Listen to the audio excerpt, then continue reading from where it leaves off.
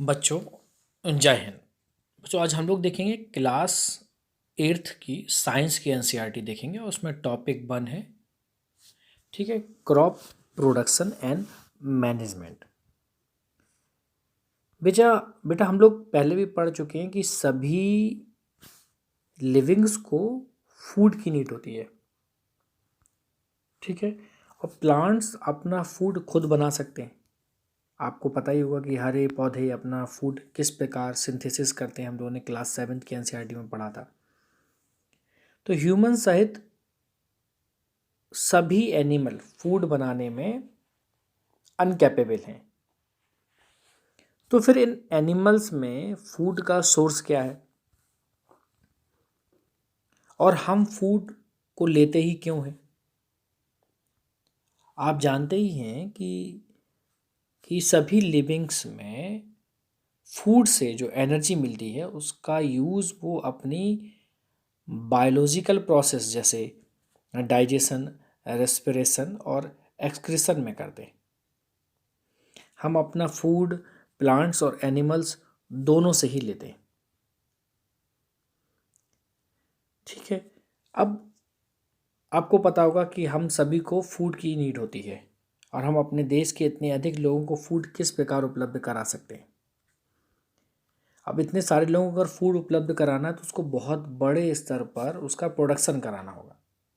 इतनी बड़ी पॉपुलेशन को फूड देने के लिए इस फूड का रेगुलर प्रोडक्शन होना चाहिए और उसका उचित रूप से मैनेजमेंट होना चाहिए और फिर बाद में उसका डिस्ट्रीब्यूशन होना चाहिए, ठीक है। जैसा कि आपको एक बॉक्स दिया गया है आपके एनसीईआरटी में, इसमें कहा गया है कि लगभग 10,000 बीसी तक मनुष्य क्या था, एक एक घुमंतू था या नोमैडिक टाइप में था। वो एक जगह से दूसरी जगह तक घूमते रहते थे। ये घूमते क्यों थे? क्योंकि उनको फूड और रहने के लिए जगह, इन दोनों के लिए वो क्या करते थे, वो घूमते रहते थे। अब जब वो घूमते रहेंगे तो क्या होगा?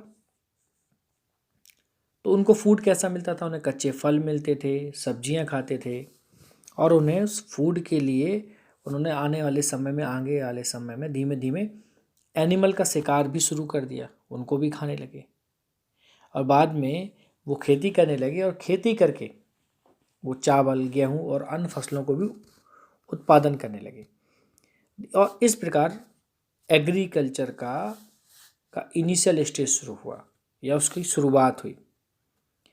जब एक ही किस्म के पौधे किसी स्थान पर बड़े मात्रा में पैदा किए जाते हैं तो बेटा अपन लोग इसको कहते हैं क्रॉप,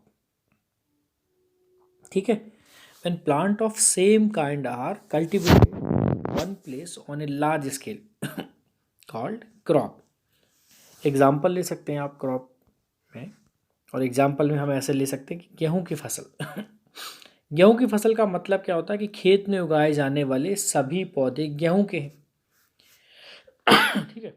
और हम सभी जानते हैं कि जो क्रॉप्स होती हैं वो अलग अलग प्रकार की होती हैं। जैसे सब्जियां होती हैं, फल होती हैं, ग्रेन्स होते हैं। जिस मौसम में ये पौधे उगाए जाते हैं उसके आधार पर हम फसलों का एक क्लासिफिकेशन कर सकते हैं। अब भारत बहुत बड़ा देश है, ठीक है, और यहाँ पर आप देखेंगे क्लाइमेट कंडीशन जैसे टेम्परेचर, ह्यूमिडिटी, रेनफॉल अलग अलग रीजन में अलग अलग प्रकार का है। तो उसी के बेस पर जैसे हमने बताया यहाँ पर सब कुछ वो अलग अलग है, ठीक। तो इन परिस्थितियों के बेस पर एक क्षेत्र से दूसरे क्षेत्रों में जाएंगे तो वहाँ पर उस क्लाइमेट की परिस्थितियाँ चेंज हो जाएंगी और देश के विभिन्न भागों में विभिन्न प्रकार की फसलें उगाई जाती हैं, ठीक है। इस डाइवर्सिटी के बावजूद भी मोटे तौर पर क्रॉप को दो भागों में डिफाइन किया गया। एक होती है खरीफ की फसल और दूसरी होती है बेटा रबी की फसल। जो खरीफ फसल होती है वो मोस्टली कब होती है? जो खरीफ की फसल होती है बेटा ये वर्षा ऋतु में से हम बोते हैं। जैसे भारत में जो रेनी सीजन है ना उसमें ये बोई जाती है। ये जून से सितंबर तक, जैसे धान, मक्का, सोयाबीन, मूंगफली, कपास, ठीक है, ये सभी की सभी क्या है बेटा, खरीफ फसल है। धान को हम लोग पैडी बोलते हैं बेटा, पैडी, मेज को मक्का, सोयाबीन, ग्राउंडनट और कॉटन, ये सभी क्या है, खरीफ।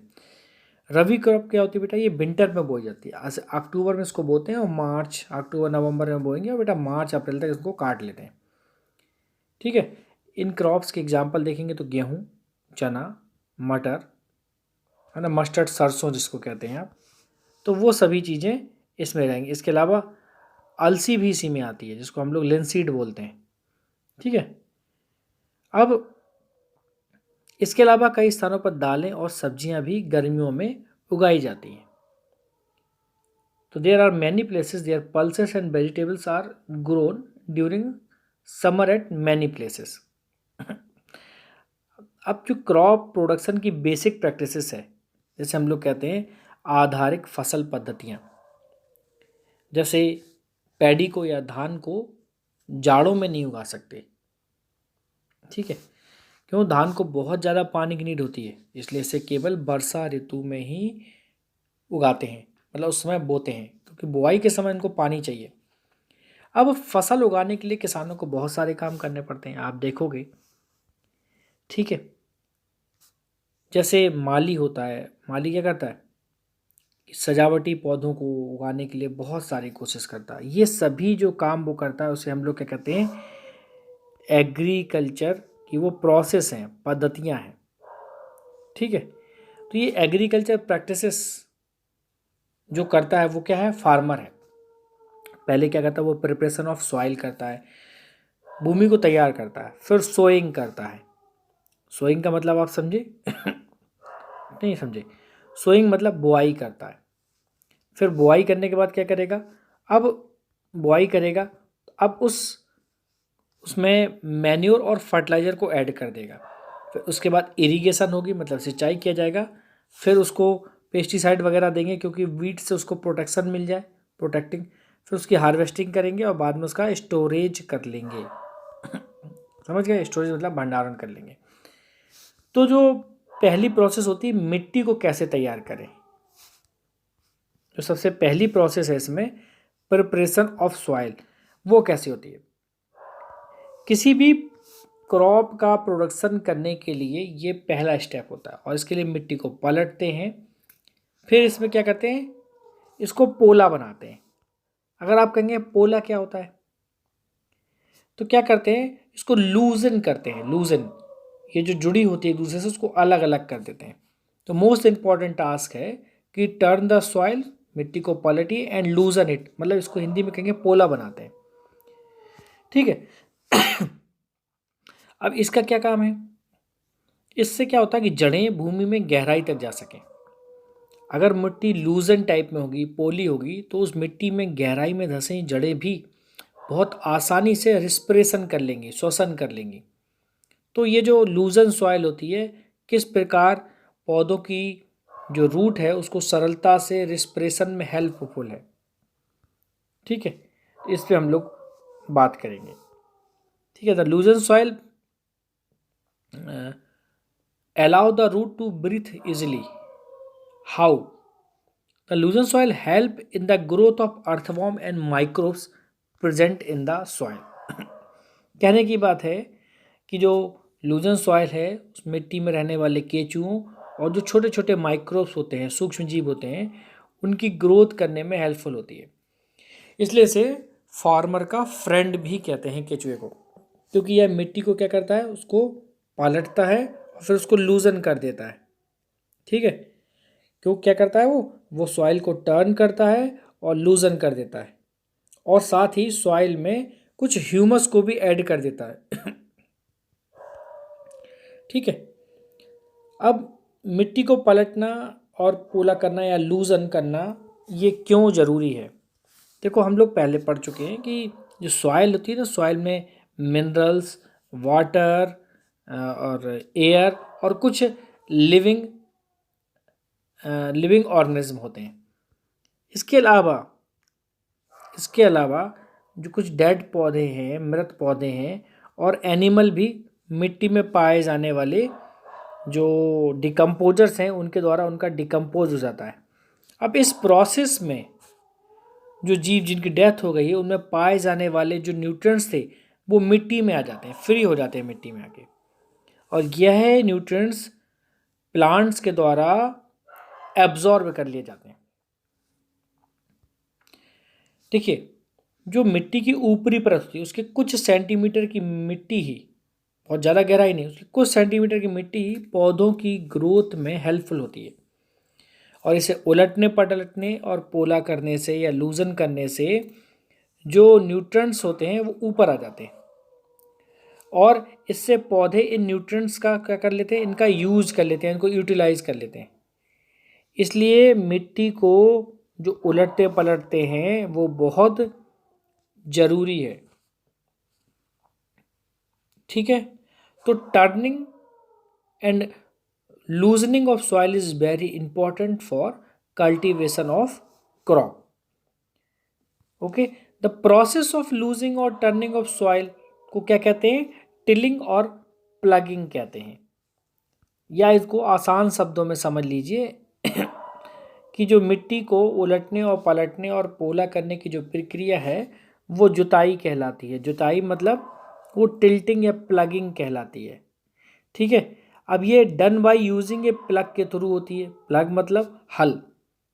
ठीक है, ये जो प्रोसेस होती है ना वो एक हल के द्वारा होता है। हल लकड़ी का भी हो सकता है और लोहे का भी हो सकता है। यदि मिट्टी बहुत ड्राई है, सूखी है, तो इस प्लगिंग से पहले इसे इसे वाटर देने की नीड पड़ती है, क्योंकि प्लग्ड हुए खेत में मिट्टी के बड़े बड़े बड़े बड़े वो ढेले कह सकते हो आप जिनको, या बड़े बड़े हिस्से हो सकते हैं।